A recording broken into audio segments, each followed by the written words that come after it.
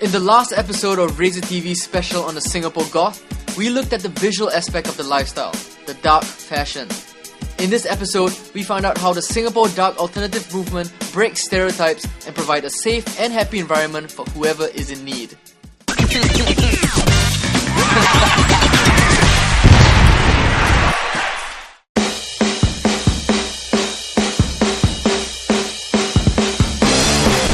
The fashion, the music, the lifestyle, it can all be very appealing. And some might say there's a little bit of goth in all of us. We all have a little bit of goth in us, man. I like that.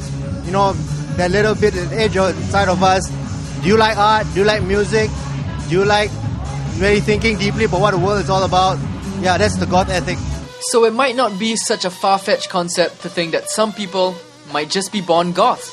There's some people who start out goth here and they don't even know they're goth and they don't know where to find other goths. And that is part of the problem that we are trying to correct. I've been living this lifestyle ever since young. It's like I'm born to this kind of lifestyle. Well, when you were younger, did you always feel like you needed something to sort of express yourself? Yes, definitely. Is this sort of a way of expressing yourself? Yeah, definitely. Because this is how I've been all my life, so I'm living it out. Well, like I said, it's kind of an interest that has been built up since young.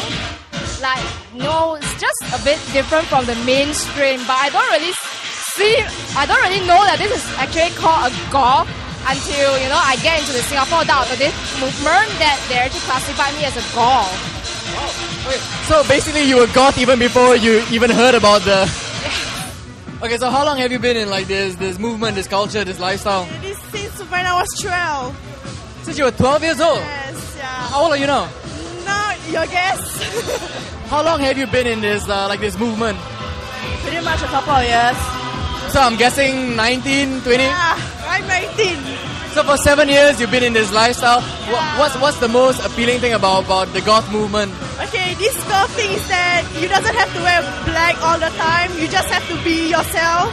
And we are all into cyber goth as you see behind here. So just be yourself lah. The truth is actually these people are just like everybody else. Only difference being that they have seen so much more in terms of how people are. I mean, they have obviously gone through quite a bit of things. They know that there are good people and bad people back out there.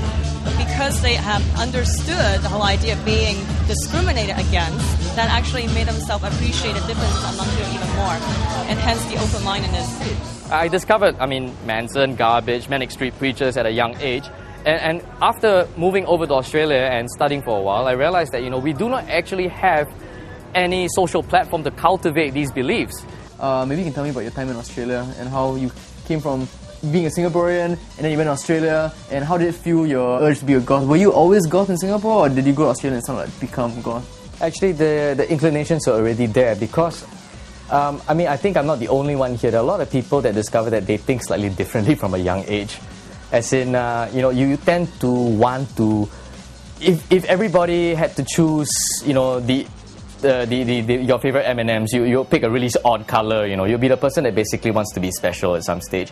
Some people attribute this to be a bit of insecurity. Some people attribute a bit of a Napoleon complex. I don't know, but in my case, I just really wanted to do something and be recognized for it. So I chose to focus on something, I just tried to distill out the element that appealed most to me, and that was basically the dark side of things, to take a negative view on something. In the next clip, we meet a few people who have embraced the dark and dared to be different.